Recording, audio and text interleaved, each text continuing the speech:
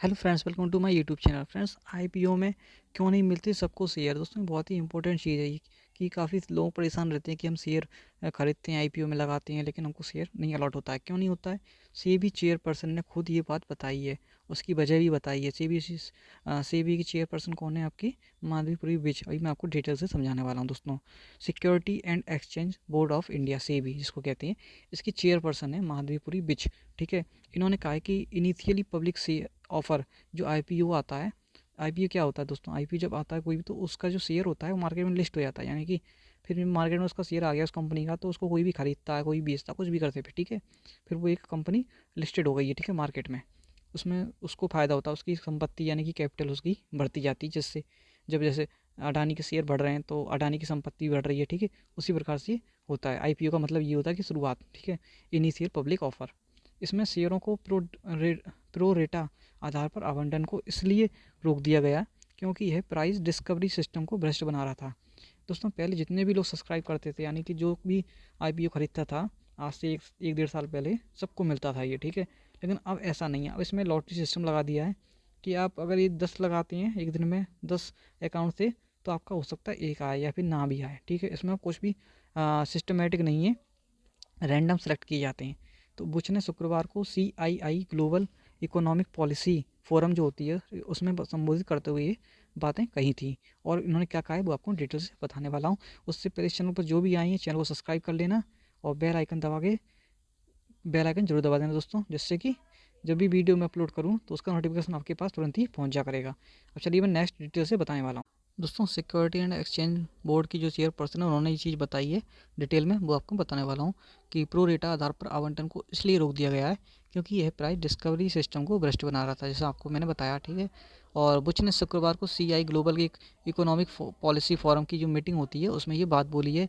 और दर्शकों के बीच मौजूद बोस्टन कंसल्टिंग ग्रुप के इंडिया प्रैक्टिस के चेयरमैन जनमेजय सिन्हा ने रिटेल निवेशकों को हाई नेटवर्थ इंडिविजुअल HNI के लिए आईपीओ के आवंटन के रैंडम सिस्टम पर स्पष्टीकरण मांगा है, ठीक है।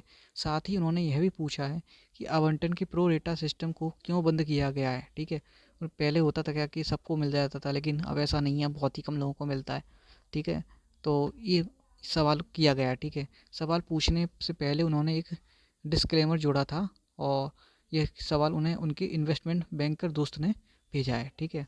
और डिटेल में इसके बता दोस्तों, प्रो रेटा सिस्टम में आईपीओ आवंटन को अनुपातिक रूप से किया जाता है। इसका मतलब क्या हुआ कि आवेदन करने वाले हर व्यक्ति को आवंटन मिलता है, लेकिन ज़रूरी नहीं है कि ये आवंटन उन्हें उसी मात्रा में आवेदन किया जाए जितना उन्होंने मांगा है, ठीक है। जिस मात्रा में उन्होंने आवेदन किया हो, ऐसा नहीं है। यदि ओवर सब्सक्रिप्शन होता है तो सभी को उस संख्या के अनुपात में आवंटन मिलता है जिसके लिए उन्होंने आवेदन किया है। कैसे? उदाहरण के तौर पर बता देता हूँ एग्जाम्पल। यदि आप किसी आईपीओ को 2 गुना ज़्यादा सब्सक्राइबर किया गया है, ठीक है, कोई आईपीओ आया उसको 2 गुना से ज़्यादा सब्सक्राइब हुआ है, इसका मतलब यह होगा कि हर शेयर के लिए 2 आवेदन हैं। फिर शेयर की संख्या के बदले आवेदनों के अनुपात के आधार पर आवंटन कर दिया जाता है। इस मामले में एक निवेशक की ओर से दाखिल किए गए प्रत्येक 2 आवेदन के बदले एक शेयर आवंटित किया जाता है। यदि उसने 2 किया था आवेदन, तो उसको एक ही आवेदन से शेयर मिलेंगे। दोस्तों, फिर भी ऐसा नहीं हो पा रहा क्योंकि हो क्या रहा है कि जो सब्सक्रिप्शन है वो बहुत ज़्यादा हो जा रहा है। सब्सक्रिप्शन होने की वजह से यदि आपको 50 गुना सब्सक्राइब कर लिया किसी ने, आपके कोई आईपीओ आया है, ठीक है।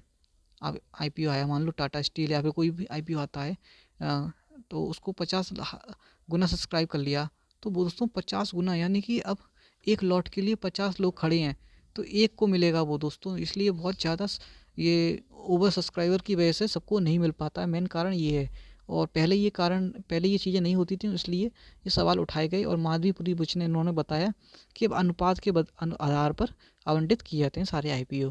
तो ये कारण दोस्तों, जो आईपीओ वगैरह नहीं मिल पाता सबको। और सब काफ़ी लोग परेशान रहते हैं कि हमारा नंबर क्यों नहीं आता है, हमारी लॉटरी क्यों नहीं लगती है।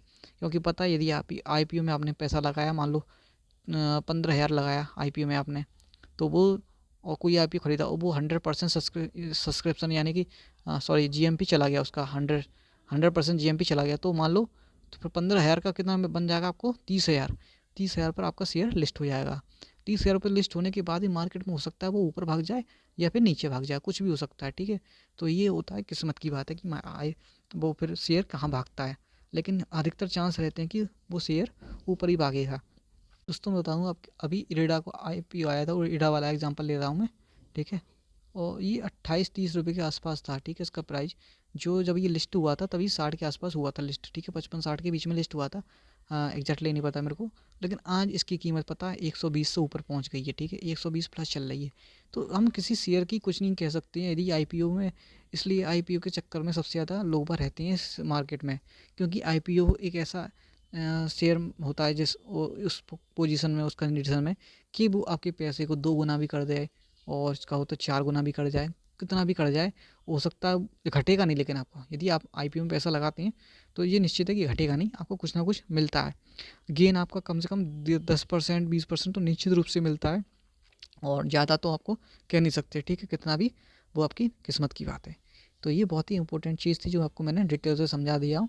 यदि नहीं समझ में आया तो कमेंट करके बताना, मैं आपको डिटेल से वीडियो बना दूंगा। कैसा लगा वीडियो? अच्छा लगा तो लाइक करना, शेयर करके चैनल से सब्सक्राइब करके बेल आइकन जरूर दबाना। दोस्तों जल्द मिलेंगे नेक्स्ट वीडियो में। Thanks for watching this video.